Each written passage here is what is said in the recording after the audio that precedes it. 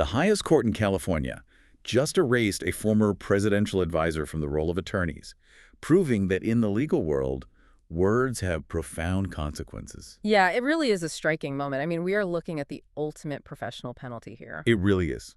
And it sends this massive shockwave through the entire legal profession. Oh, absolutely. It changes the landscape completely. So, jumping right into our news hook for today's deep dive. On April 15th, 2026, the California Supreme Court officially disbarred John Eastman. Right. He was a key legal advisor to former President Donald Trump. Exactly. And, this didn't just happen overnight. It represents the end of a massive multi-year legal battle. It really forces us to look at how the justice system actually polices its own boundaries. Right. So today, we're opening up a really thick stack of sources to understand the mechanics behind this decision. We've got the official court documents from the State Bar of California. We also have the comprehensive judicial decision, which details the exact findings. Yeah, and we are looking at a Georgetown Law Journal article analyzing the broader trend of post-election litigation. Plus, we've got recent news reports covering Eastman's reaction and his plan to appeal. It is a lot of material to cover, but it paints a very clear picture of that boundary between, fighting hard for a client and violating fundamental rules. It really does.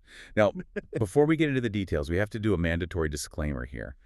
Because we are dealing with the 2020 election today, we really need to set some ground rules right at the top. Yeah, this is absolutely crucial for this topic. We want to make it crystal clear to you listening at home. We are not taking any political sides today.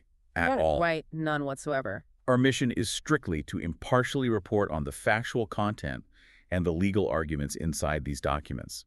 We want to help you understand the mechanics of the law without endorsing any political viewpoint. And that neutrality is vital because the legal principles at stake here, things like free speech and courtroom integrity, they apply to every lawyer in the country. Exactly, regardless of their political affiliation. So to start off, we really need to unpack the disbarment machine itself. Yeah, because how does a lawyer actually lose their license? Well, most people think a judge just bangs a gavel and boom, it's over. But looking at the State Bar documents, this involves a massive bureaucratic pipeline. It really does. You have the Office of Chief Trial Counsel, or the OCTC. They investigate and prosecute these cases. So wait, the OCTC is basically like an internal affairs division for lawyers? Yeah. And they spent years building this case. That is actually a perfect analogy, yes. They act on behalf of the public, they gather the evidence, and if they find sufficient grounds, they file the formal charges. Okay, got it. And then what happens? Well, from there, the case moves to the State Bar Court. The State Bar Court adjudicates. They hold the actual trials. And in Eastman's case, this was a huge trial, right? Like 34 days long. Yeah, 34 days. They hear the evidence, and they decide if the attorney is culpable of professional misconduct. But, and this is a crucial distinction, the State Bar Court doesn't actually have the final say. They don't pull the license. Right, they just act as a filter. They send a recommendation up the chain to the California Supreme Court. And then the Supreme Court makes the ultimate judicial determination to strike a name from the roll of attorneys. Exactly. For Eastman, the OCTC brought 11 disciplinary counts against him. Okay, 11 counts. And what was the outcome there? After that massive trial, the State Bar Court found him culpable on 10 of those 11 counts. They ordered him to pay $5,000 in sanctions. Wow, okay. And they officially recommended the disbarment, which the California Supreme Court then made official on April 15th. Right. And the documents frequently use this specific phrase when describing those 10 counts. They call it moral turpitude. Yeah, moral turpitude. I think a lot of people hear that phrase and just think it means like acting like a jerk. Right, but legally speaking, that is a very specific, incredibly high bar to clear. It isn't just making a mistake or, filing some sloppy paperwork. So how do they define it? It means conduct that involves dishonesty, fraud, or a deliberate disregard for the truth. Oh, wow. So if a lawyer misses a filing deadline because their alarm didn't go off, that's just negligence. Exactly. The bar might fine them, but moral turpitude means the lawyer intentionally subverted the machinery of justice. That makes sense. That distinction really explains the severity of the penalty. But to understand why he was charged with that, we have to look at the paper trail. Yeah, the paper trail is what triggered this whole investigation in the first place. Specifically, the State Bar focused heavily on two legal memos that Eastman authored in late December 2020 and early January 2021. The infamous 2-page and 6-page memos. Right. Can you break down what was actually in those memos? Sure. They laid out a detailed strategy for January 6th.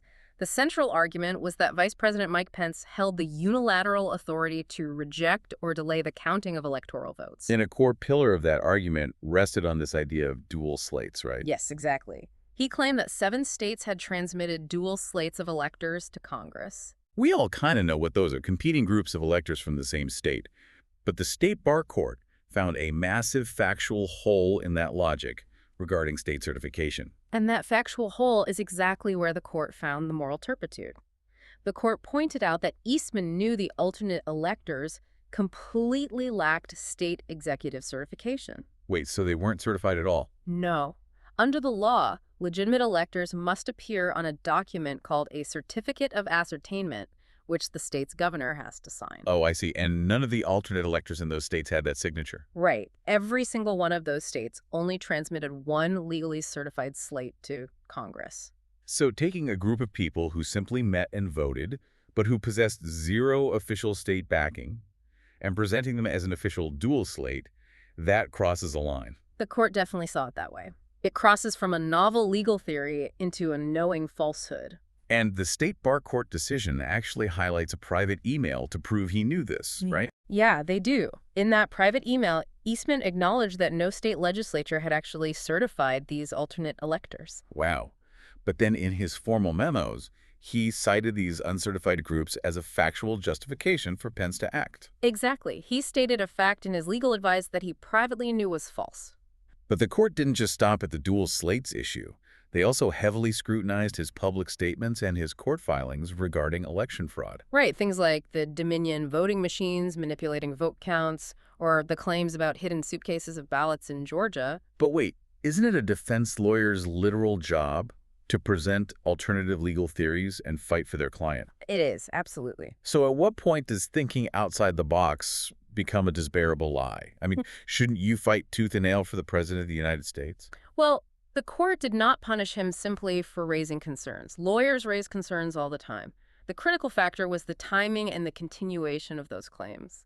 Right, because federal courts and state election officials had already investigated those specific claims and completely debunked them. Exactly. But Eastman kept putting them into new legal filings anyway. And the state bar court labeled this behavior willful blindness. Yeah.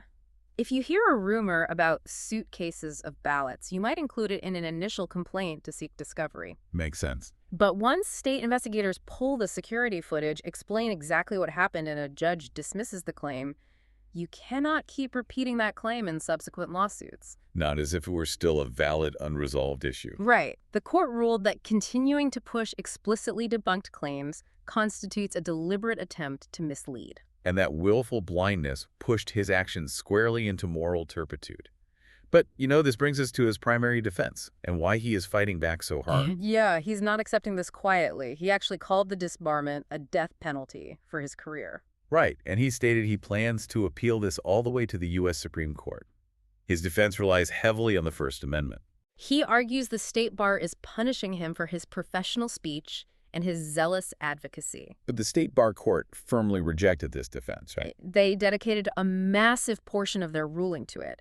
They stated unequivocally that attorneys do not possess a First Amendment right to make knowing or reckless false statements of fact. So the court is basically saying that holding a law license comes with a higher burden of truth than just being a regular citizen with a microphone. Exactly. As a regular citizen, you can say almost whatever you want.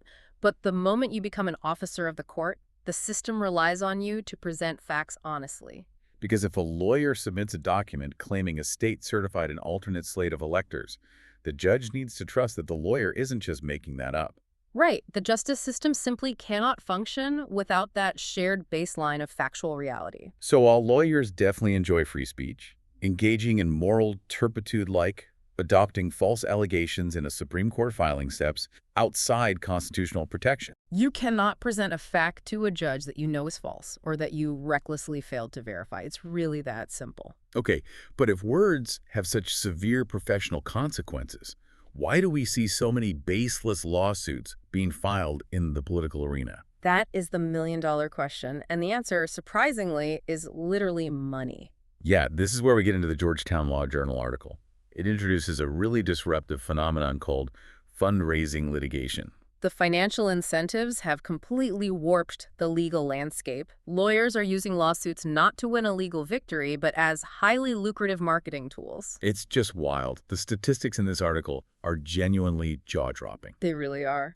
They highlight one specific 2020 election lawsuit.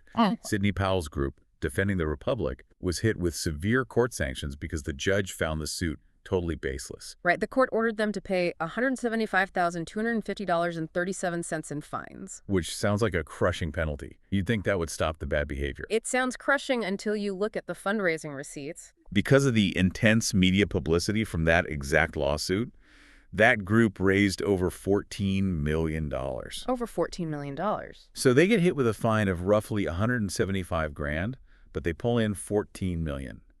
The journal basically argues that traditional monetary fines are totally useless against politically motivated lawsuits now. Yeah, the fines just become a minor cost of doing business. It's an investment with a massive return. It sounds like trying to stop a speeding sports car with a parking ticket. That's exactly what it's like. The court realized that if they can't bankrupt the bad behavior, they have almost no leverage left.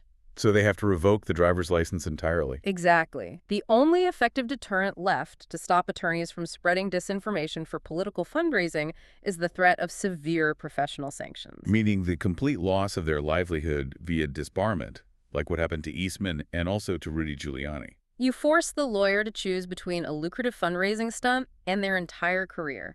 It is the only mechanism powerful enough to break the cycle. Wow. You know, to you listening at home, this deep dive really reveals the incredible tension operating in the background of our system. It really does. It's this massive push and pull. On one side, you have free speech and political advocacy. But on the other, you have these strict ethical rules designed to protect the courts from being used as giant, profitable marketing schemes. The California Supreme Court essentially drew a line in the sand. Right. They signaled that the integrity of the judicial system outweighs a lawyer's right to push political boundaries, especially when it crosses into willful falsehoods. But you know, if we connect this to the broader media landscape, it leaves us with a really provocative question to ponder. Yeah. What happens after the gavel falls? Exactly. If disbarment is the only way to stop lawyers from using the courts for political fundraising, what happens next? Do they just go away? Usually no. Do these disbarred lawyers simply reemerge as unlicensed political commentators? Right. They no longer hold a law license, so they can't file lawsuits, but they still have massive audiences. And now they are completely free to raise money and spread theories without any ethical oversight from the bar at all. Oh, wow. So erasing the title of lawyer might just remove the only leash the system actually had on them. It is definitely something to think about as these appeals work their way up to the U.S. Supreme Court. Definitely. Well, that's all the time we have for today. Thanks for joining us on this deep dive, and we'll catch you next time.